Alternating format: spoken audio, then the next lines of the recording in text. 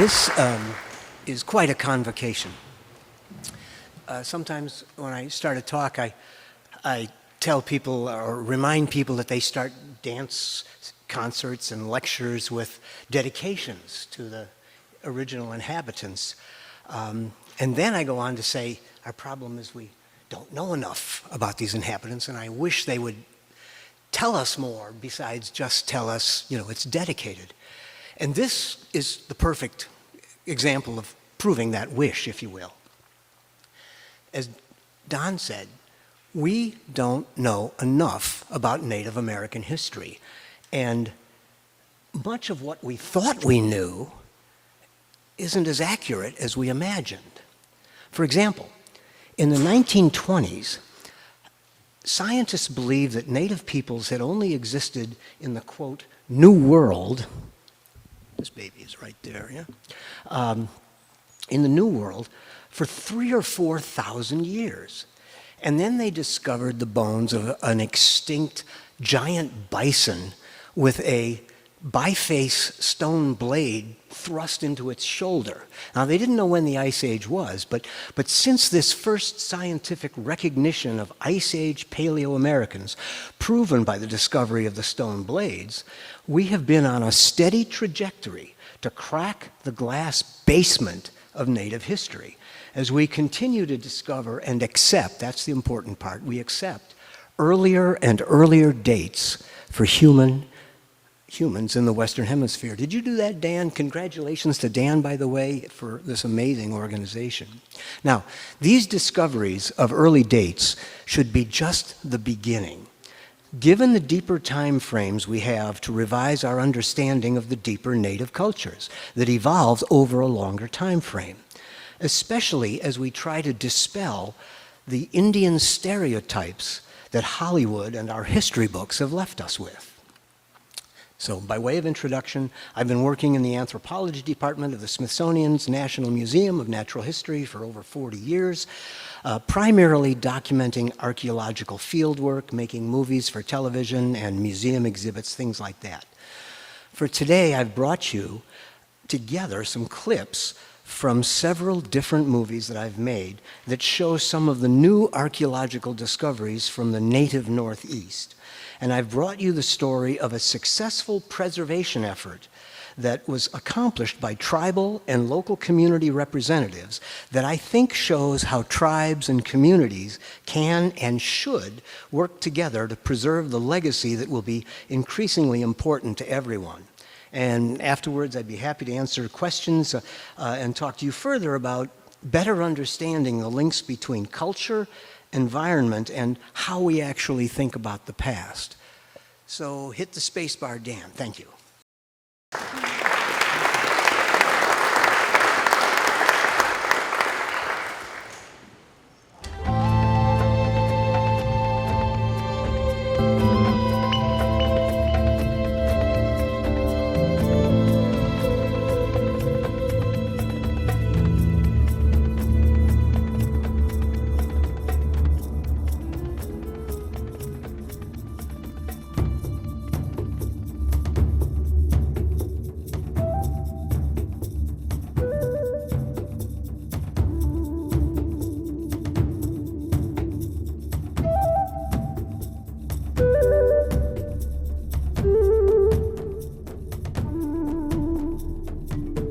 For over half a century, the question of who built the old stone ruins of the East has been the most controversial mystery in American anthropology.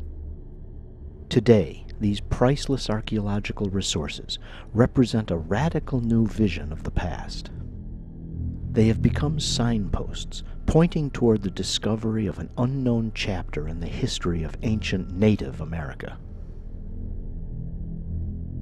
When 18th and 19th century antiquarian scholars discovered stone ruins in the eastern landscape, they dreamt about lost races, cultures that were well beyond the technical capabilities of the historical Indians they were familiar with.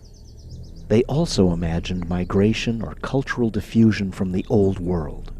Egyptians, Phoenicians, the 10 lost tribes of Israel, Celtic Druids, Vikings, and Irish monks all filled a vacuum created by our inadequate knowledge of the cultural landscape. For most professional researchers, the only acceptable explanation for the stone ruins is that they were built by later European colonists, the only societies who supposedly had both the ability and the interest. But how much do we really understand about the ancient ancestral cultures of eastern North America? Unfortunately, our textbooks have left us with a meager image of eastern native life. And when you carry that anthropological model further back in time, the Western scientific vision of Ice Age America evolves down to a generalized assumption that 10,000 years ago, these people were among the most primitive hunting and gathering societies on Earth.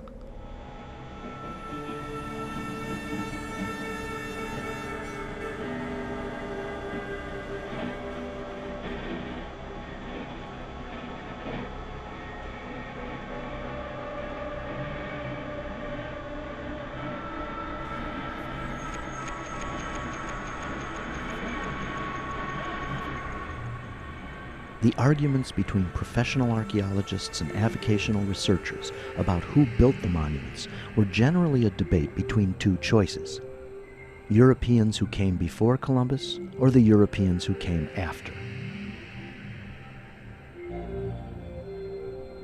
The idea that Eastern natives may have built ceremonial architecture hasn't been considered as an acceptable explanation by either side. Anyhow, it's an unlikely hypothesis that we have no tradition of native peoples until after the colonists get here of piling stone in any way. We don't see stone wall utilization until Europeans come here with a tradition of stone wall building.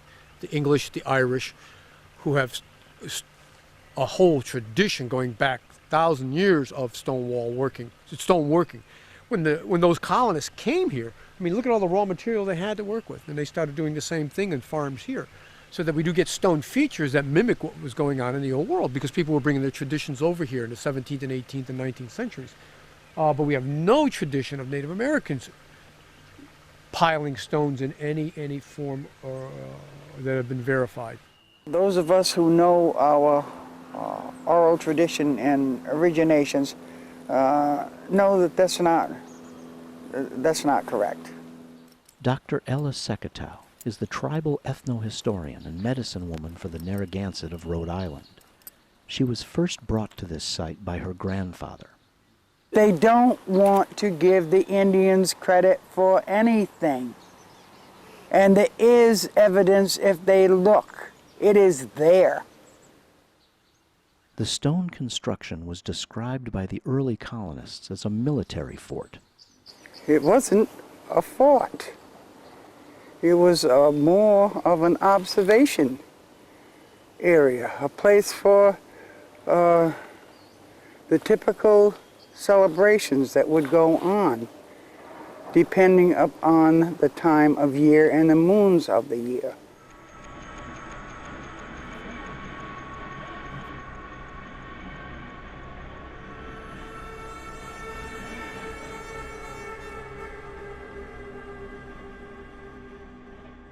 People shouldn't be surprised that natives in the broader New England and northeastern areas made stone structures in the past. Cumulatively, we have bits and pieces of evidence that suggest that they were quite capable and sometimes perhaps even regularly building stone structures.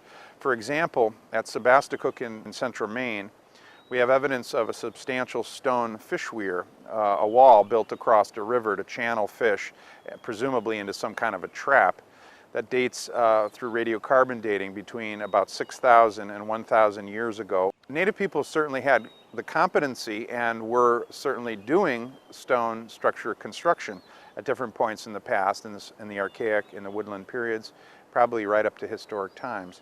And I think all of this put together suggests that they're, just like many other aspects of local archaeology, regional archaeology, we have underappreciated native capabilities and native practices in the past.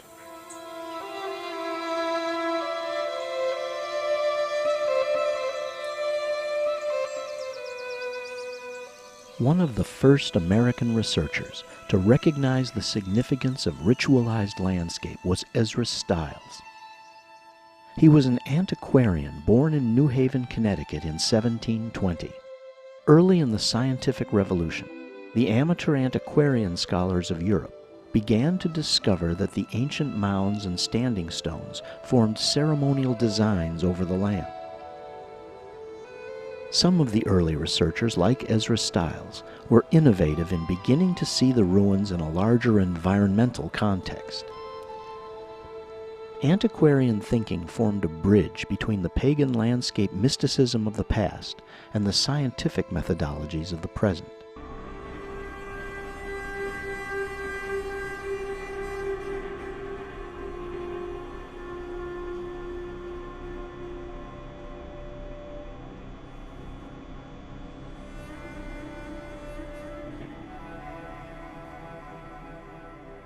Ezra Stiles was one of colonial America's premier scholars, and he eventually became the president of Yale University. But he began his career as a traveling missionary to the local Indians. Throughout his life, he kept diaries and notes about the ceremonial sites he found during his journeys across New England. His writings suggest an understanding that the native stoneworks were positioned in the landscape at places that were both culturally and environmentally significant.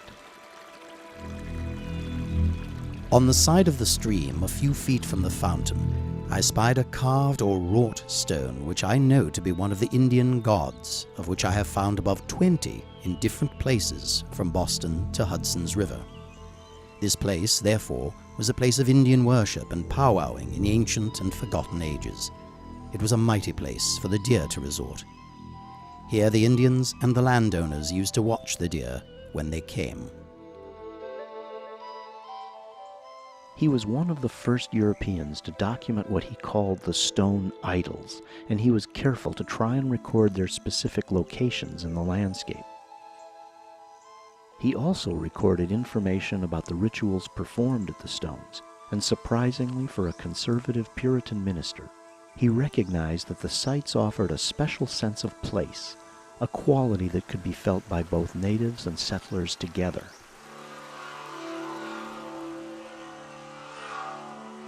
There is a large heap of stones, I suppose 10 cartloads, on the way to Anatacook, which Indians have thrown together as they've passed the place. For it used to be their custom every time one passed by to throw a stone upon it. But what was their reason for it, they cannot tell. But Stiles learned enough to become convinced the stones were important. Near the end of his life, in a letter to the newly formed American Academy of Arts and Sciences, he wrote, I know I expose myself to be considered as carried away into imagination and conjecture, but I'm willing to risk this imputation if I could stir up a general inquiry and examination of the rock and stone antiquities of America. As the frontier of the new nation pushed west, Americans found ancient ceremonial architecture in almost every region of the country. But despite Ezra Stiles' pioneering effort, archaeologists have never recognized the Northeast as a place where earlier peoples left ritual designs in their landscape.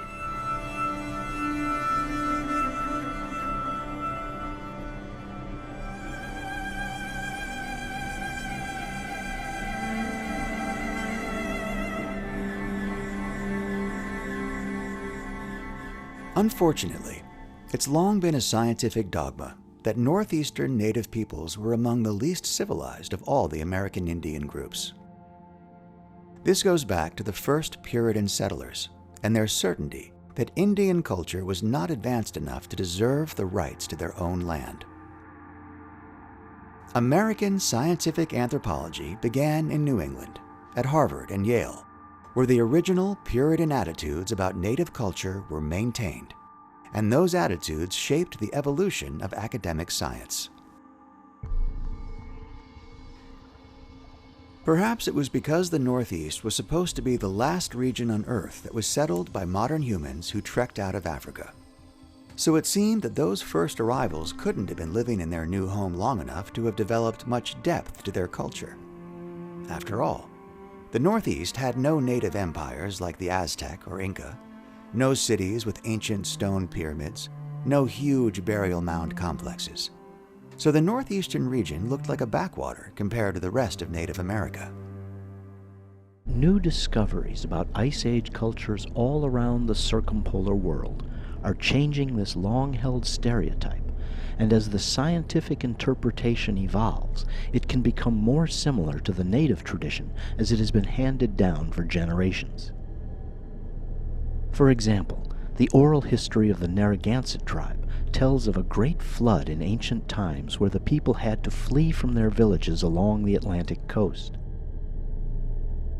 This scientific picture of elevated glacial water systems in the Northeast could easily be an image of the native flood tradition.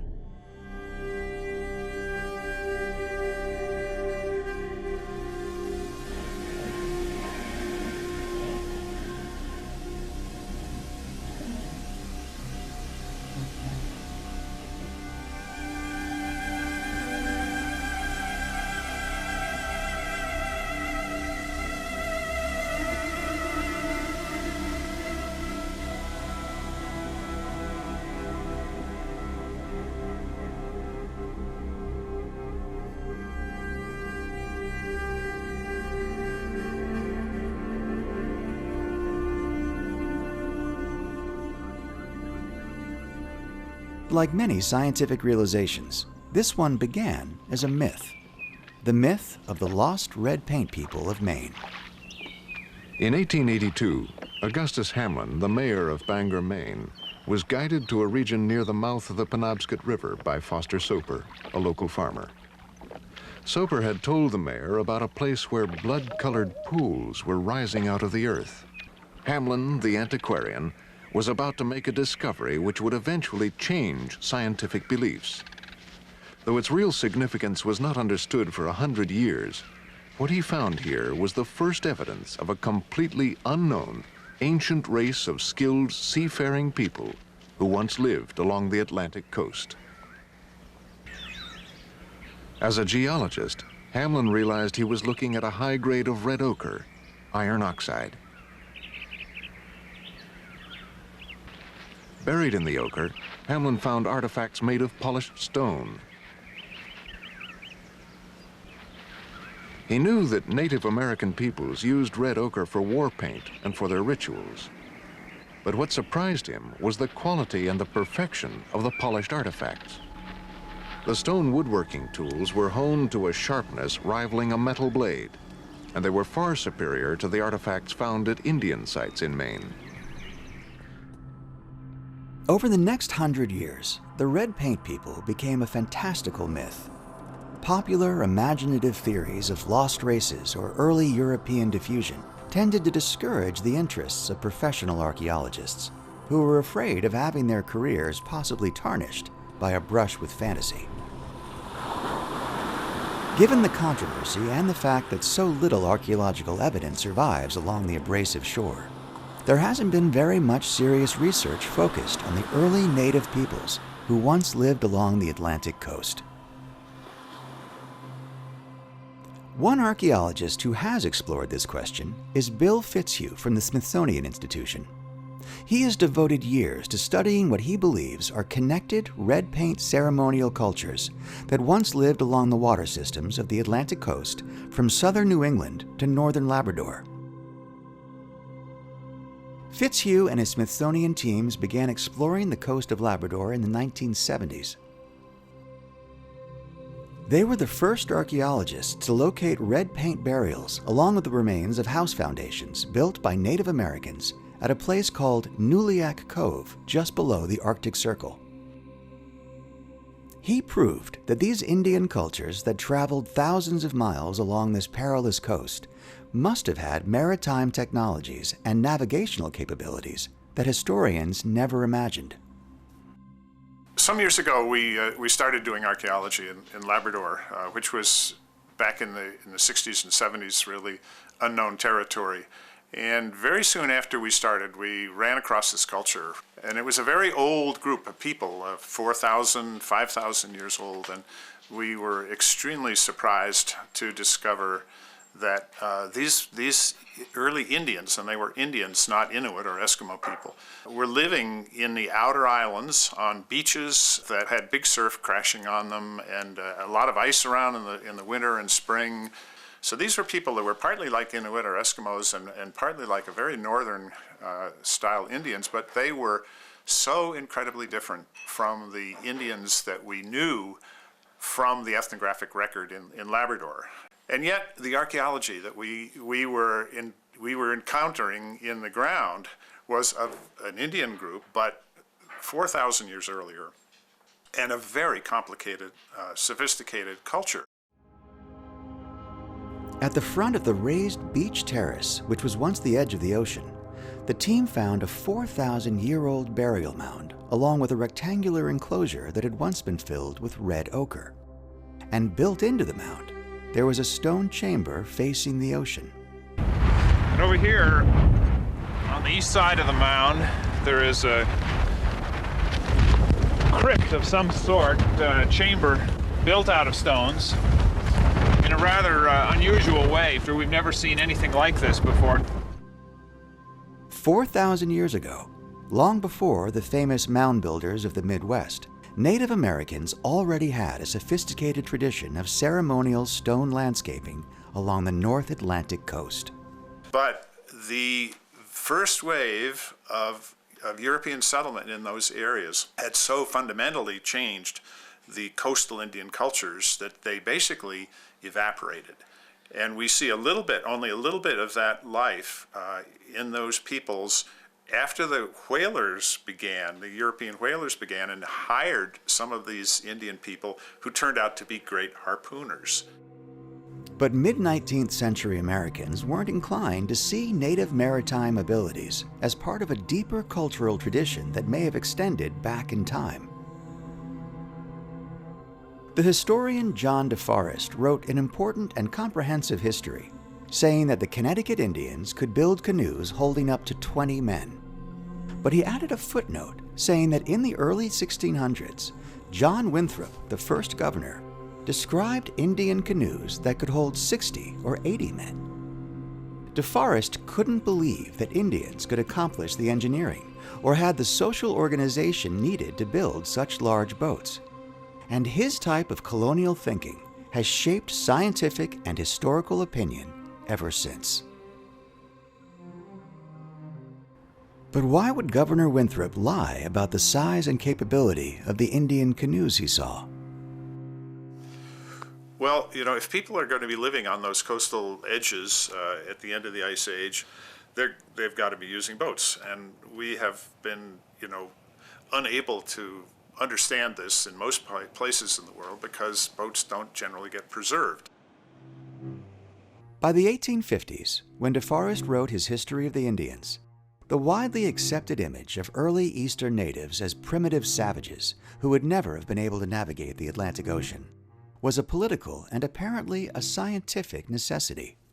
But what we were beginning to discover is that in the early time period, that the Indian cultures gradually developed this maritime capability, and it developed to a very high standard that you might even compare very, successfully with the Indians of the northwest coast of America, living with big dugout canoes, paddling hundreds of miles, trading copper and hunting whales, and having a huge salmon-based economy and so forth.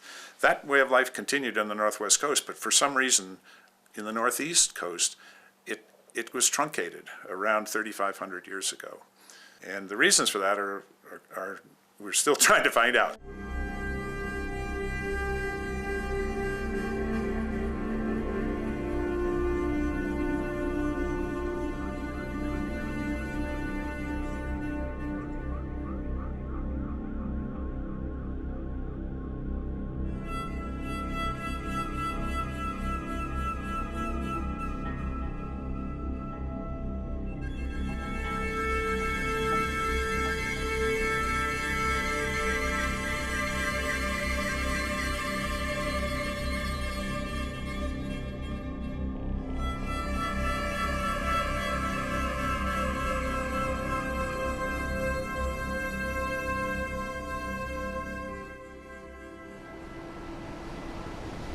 When the first European settlers arrived, the falls were so bountiful they reported catching as many as 5,000 fish a day.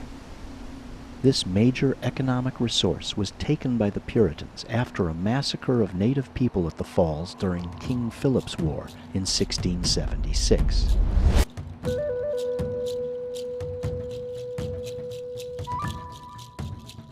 Since then, the old ways of seeing the land have been fading, and the oral history of the Turner's Falls community has held a persistent story of a curse on the town that has damaged its vibrance and prosperity.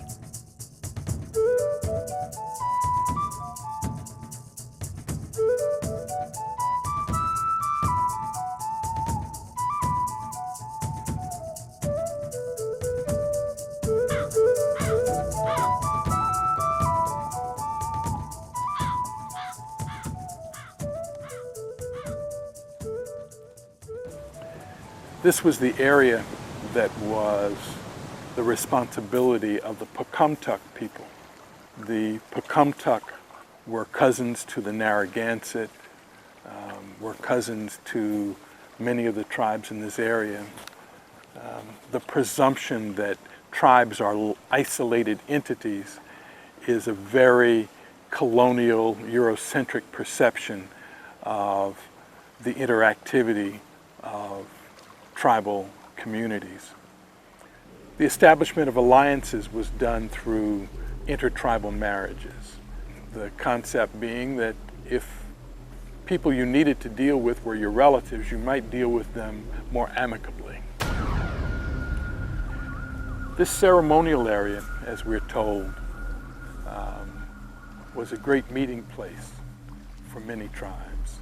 So you don't have an isolated tribal concept. You have an interdependent tribal concept.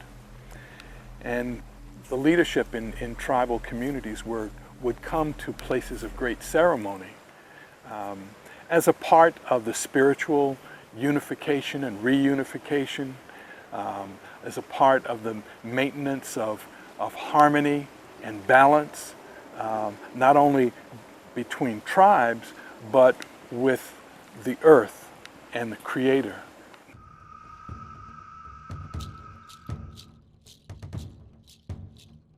King Philip's War still ranks as one of the bloodiest and most costly in the history of America in terms of the percentages of population that were lost on both sides. There needed to be a place for refugees, and Cananchit determined, we're told, that an island that was here in the river would be an ideal place for those refugees. And that refugee center was set up. What happened here, though, was that a militia organized by Captain Turner was advised of the gathering of the refugees. They came in and they did a surprise morning attack, and they massacred hundreds. And what you have in this area then is an adding to the spirit significance and spirit energy of this place.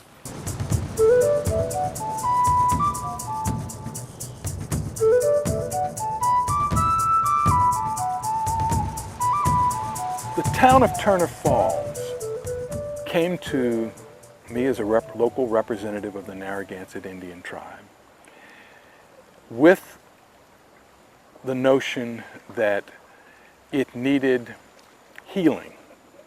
We came back to this place and two things occurred. One, the medicine man did a burying of the hatchet ceremony and a smoking of the pipe with the 3 select board members for the town of Montague. The ceremony was a very powerful event. It is the first of its type with that kind of partnership in writing, signatures, and in ceremonial deed.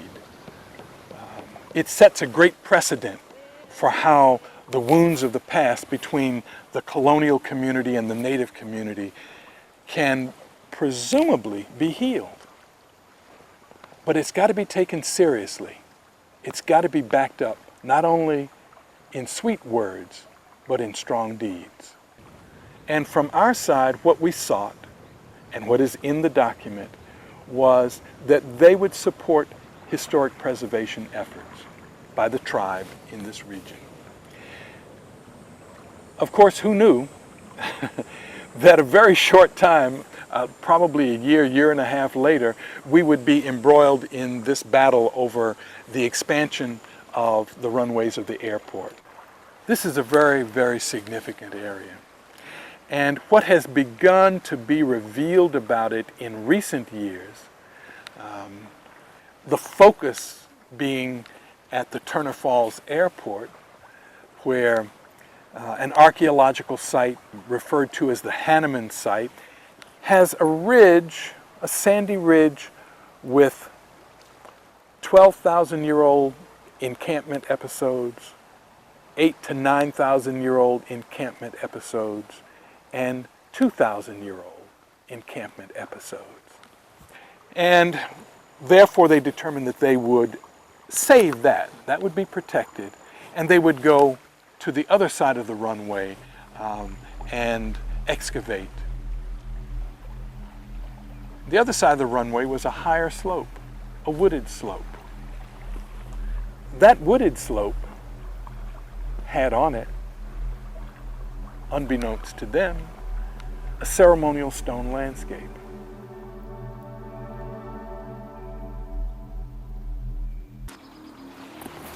And the stone piles have elements in them that are symbolic, given tribal culture.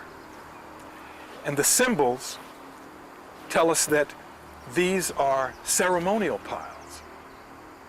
The kind of ceremony and the kind of symbology would indicate that these are in fact prayers in stone. These are the remnants of our ancient civilization. You will find these remnants in many places in different forms. And to speak of this, these are things that are known by anthropologists. These are things that are known all across what is now the United States by anthropologists. They don't apply it, however, to the Northeast. Somehow or other, the Northeast has become this great blind spot in the study of the anthropological community. The civilization of the Northeast, the remnants of it, are still here. Our concern is, one, the common concern is, why destroy something of antiquity when in fact it can be preserved for its specialness? That makes it special not only to us, but to the community around it, the people whose backyard this is. It is theirs, they are the stewards of it, and they may or they may not understand what it is that they're protecting, but protect it.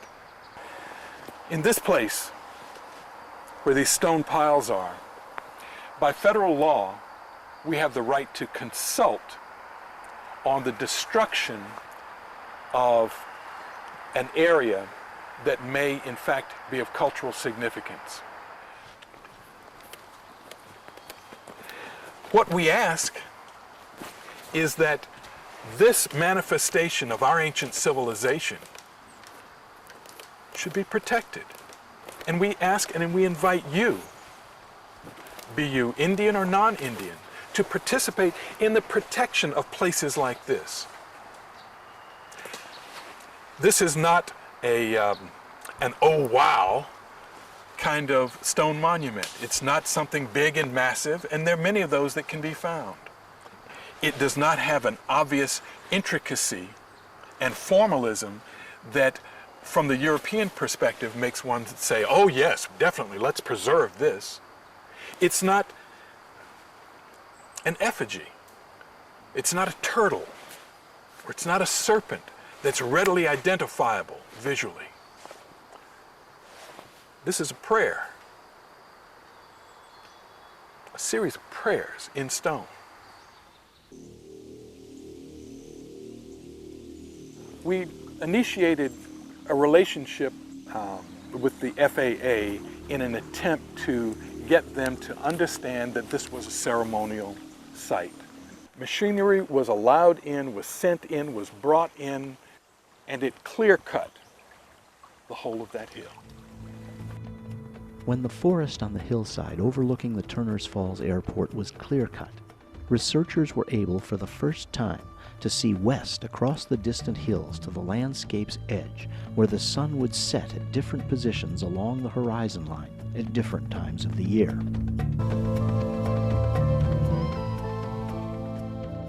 At about the midpoint of the stone row that runs northeast to southwest across the ridge, 3 boulders were set in what appeared to be a pattern, a triangular shape that directed a viewer's attention toward the western horizon. Harris and the native researchers began to work with a group of antiquarians to collect local oral history and to investigate the landscapes surrounding the site at the airport. Ironically, it was the clear-cutting of the hillside that opened a new perspective on the native landscape. August 11th and August 12th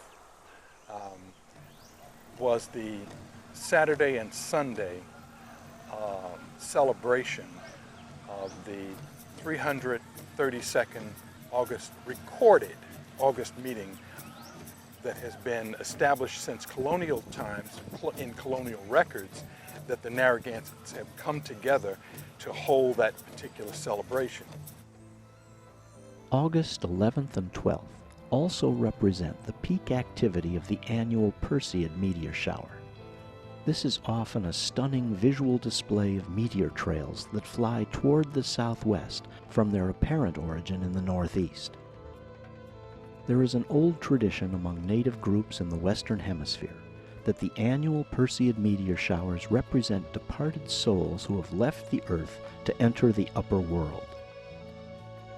The Milky Way was thought to be a river in the sky on which souls would travel from the northeast to the southwest, where there was an entrance to the realm of the ancestors near the constellation Scorpius. In fact, the actual center of the Milky Way galaxy is just above the tail of Scorpius. For many Native Americans, the constellation wasn't a scorpion as we have inherited the image from the Old World.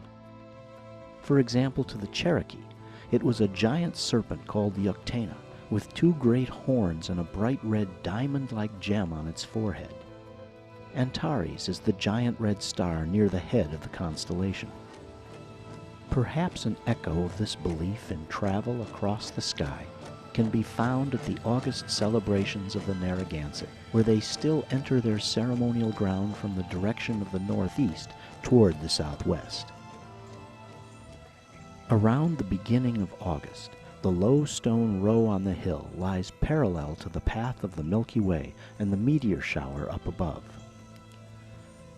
On August 13th, the sun set at an angle of approximately 290 degrees from the viewing position along the stone row.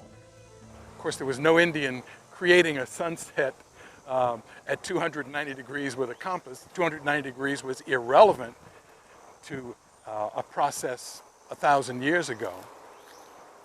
But knowing that from here, at the highest point on this row, that sun was going to set there at the highest point, the highest concentration of the meteor shower into the southwest, that would have been important. That would have been the important data.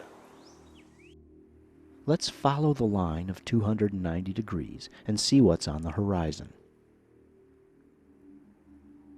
Starting at the hill near the airport, the line reaches across the landscape to the highest mountain visible to the west. On the western edge of Pocumtuck Mountain, the line starting at the airport and following northwest at a bearing of 290 degrees passes over a high ridge known as Burnt Hill.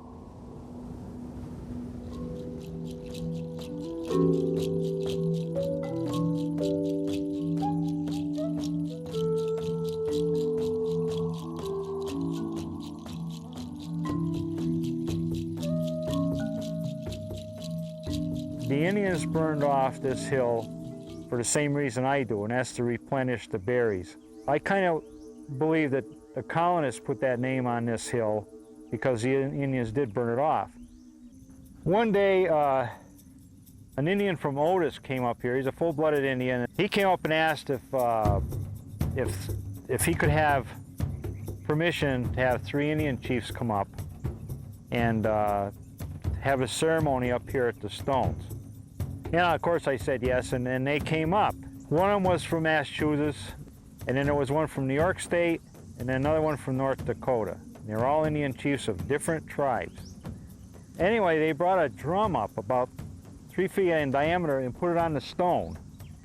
And very emotional for this white man to see these native people absorbing what's here.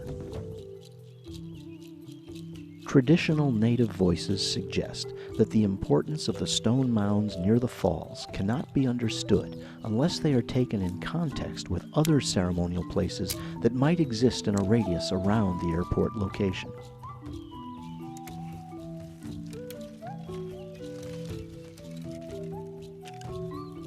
There are certain areas, probably the Turner Falls area, Greenfield area, is one area of maybe 5 such sites in New England of that type. Now there are other sites and local sites for the individual tribes where they would have come and they would have band together. But a site that was used by a multiplicity of tribes, that was probably 1 of 5. I know of maybe 2. And I've been told of, when I was a child, of 2 or 3 more. Those types of sites are not singular sites. They're not a single event. The Turner's Falls site has to be taken in that same context. It has to be taken where a people had much broader horizons. At the top of that knoll, they had a 360-degree view of the surrounding landscape. And so the ceremonies that were performed there would have been performed simultaneously in other places. That area was one simple locus of many loci in which simultaneous ceremonies would have been held.